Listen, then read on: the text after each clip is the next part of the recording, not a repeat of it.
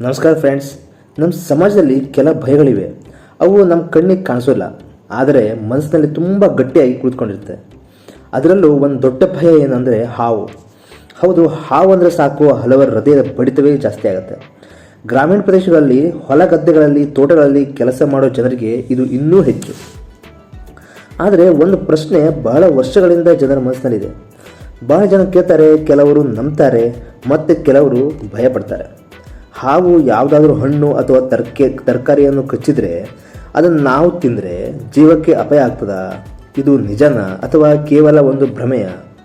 ಇವತ್ತಿನ ವಿಡಿಯೋದಲ್ಲಿ ನಾವು ಈ ಪ್ರಶ್ನೆಗೆ ಸೈನ್ಸ್ ಏನು ಹೇಳ್ತದೆ ಅನ್ನೋದನ್ನು ನಿಧಾನವಾಗಿ ಸ್ಪಷ್ಟವಾಗಿ ಅರ್ಥ ಮಾಡಿಕೊಳ್ಳೋಣ. ಮೊದಲು ಒಂದು ಸರಳ ವಿಷಯದಿಂದ ಶುರು ಮಾಡೋಣ. ಹಾವುಗಳು ನಿಜವಾಗಿಯೂ ಹಣ್ಣು ತಿನ್ನುತ್ತಿವೆಯಾ? ನೀವು ಒಮ್ಮೆ ಯೋಚಿಸಿ ನೋಡಿ, ಹಾವು ಯಾವ ತರಹದ ಪ್ರಾಣಿ? ಅದು ಶಾಂತವಾಗಿ ಸಾಗಿ ಹೋಗ್ತದೆ, ಹಠಾತ್ ದಾಳಿ ಮಾಡುತ್ತದೆ, ತನ್ನ ಆಹಾರವನ್ನು ಸಂಪೂರ್ಣವಾಗಿ ನುಂಗುತ್ತದೆ. ಆದರೆ ಅದು ಏನು ತಿನ್ನುತ್ತದೆ? ಜೀವವಿಜ್ಞಾನ ಹೇಳೋದು ಏನಂದರೆ, ಹಾವುಗಳು ಸಂಪೂರ್ಣವಾಗಿ ಮಾಂಸಾಹಾರಿ. ಅವುಗಳ ಆಹಾರ ಪಟ್ಟಿಯಲ್ಲಿ ಇಲಿ, ಕಪ್ಪೆ, ಹಲ್ಲಿ, ಸಣ್ಣ ಹಕ್ಕಿಗಳು ಇರ್ತದೆ. ಅವುಗಳಲ್ಲಿ ಹಣ್ಣು ತರಕಾರಿ ಅನ್ನೋದು ಆಹಾರವೇ ಅಲ್ಲ. ಹೀಗಿರುವಾಗ ಹಾವು ಹಣ್ಣನ್ನು ಕಚ್ಚುತ್ತದೆ ಅನ್ನೋದು ಹೇಗೆ? ಒಮ್ಮೆ ನೀವು ಗಮನಿಸಿದ್ದೀರಾ? ಕೆಲವು ಹಣ್ಣುಗಳ ಮೇಲೆ ಸಣ್ಣ ಸಣ್ಣ ಕಚ್ಚಿದ ಗುರುತುಗಳು ಇರ್ತದೆ, ಆದರೆ ಅವುಗಳನ್ನು ಹಾವು ಕಚ್ಚಿಲ್ಲ. ಅದನ್ನು ಹೆಚ್ಚಾಗಿ ಬಾವಲಿ, ಅಳಿಲು ಅಥವಾ ಹಕ್ಕಿಗಳು ಮಾಡಿರ್ತದೆ. ಆದರೆ ನಾವು ಏನು ಮಾಡ್ತೀವಿ? ಅದನ್ನು ನೋಡಿ ಕೂಡಲೇ ಯಪ್ಪ, ಇದು ಹಾವು ಕಚ್ಚಿದ ಹಣ್ಣಿರ್ಬೋದು ಅಂತ ಊಹೆ ಮಾಡ್ತೀವಿ. ಇಲ್ಲಿಂದಲೇ ಒಂದು ತಪ್ಪು ಕಲ್ಪನೆ ಶುರುವಾಗ್ತದೆ. ಇಲ್ಲಿ ಒಂದು ಮುಖ್ಯ ವಿಷಯಕ್ಕೆ ಬರೋಣ. ಹಾವಿನ ವಿಷ ಅಂದರೆ ಏನೇನು? ಸಾಮಾನ್ಯವಾಗಿ ವಿಷ ಅಂತ ಒಂದೇ ಒಂದು ಪದ ಬಳಸ್ತೀವಿ, ಆದರೆ ಸೈನ್ಸಲ್ಲಿ ಎರಡು ಪದಗಳಿವೆ. ಒಂದು ವೆನಮ್, ಮತ್ತೊಂದು ಪಾಯ್ಸನ್. ಇದರಲ್ಲಿ ದೊಡ್ಡ ವ್ಯತ್ಯಾಸ ಇದೆ. ಹಾವಿನ ವಿಷವನ್ನು ವೆನಮ್ ಅಂತ ಕರೀತಾರೆ. ಅದು ಅಪಾಯಕಾರಿಯಾಗುವುದು ಯಾವಾಗ ಗೊತ್ತಾ? ಅದು ನಮ್ಮ ದೇಹದೊಳಗೆ ನೇರವಾಗಿ ರಕ್ತ ಪ್ರವಾಹಕ್ಕೆ ಸೇರಿದಾಗ ಮಾತ್ರ. ಅಂದರೆ ಹಾವು ಕಚ್ಚಿದಾಗ ಅದರ ಕೋರೆ ಹಲ್ಲುಗಳ ಮೂಲಕ ವಿಷ ನಮ್ಮ ದೇಹಕ್ಕೆ ನೇರವಾಗಿ ಸೇರ್ತದೆ. ಅಷ್ಟಾಗಿದ್ದರೆ ಮಾತ್ರ ಅದು ಅಪಾಯಕಾರಿ.